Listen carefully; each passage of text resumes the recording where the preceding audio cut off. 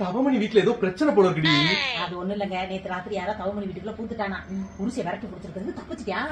தப்பிச்சு ஓடுனானே மூக்கு கண்ணாடியே மறந்து வச்சுட்டு போயிட்டான். இல்ல அவன் எங்கிட்ட தட்டி முட்டி இங்க போனானோ மூக்கு கண்ணாடியா பாத்துக்கிட்டு இருப்பேன். அதுதான் காலையில இருந்து அந்த மூக்கு கண்ணாடி எடுத்து வச்சுக்கிட்டு நம்ம தெரு பசங்கள்ல எவனாவது ஒருத்தனாத்தான் இருக்கும், அது மட்டும் என் கையில அம்படத்தான் கழுத்தா இருக்காம விட மாட்டேன்னு சொல்லிக்கிட்டு இருக்கிறாரு. சரி நமக்கு எதுக்கு இதை பாத்துக்கிட்டு நீங்க வேலை கிளம்புங்க. இல்லம்மா வயித்த கலக்குற மாதிரி இருக்கு, நான் பாத்ரூம் போயிட்டு வந்துடுறேன். சரி சீக்கிரம் போயிட்டு வாங்க.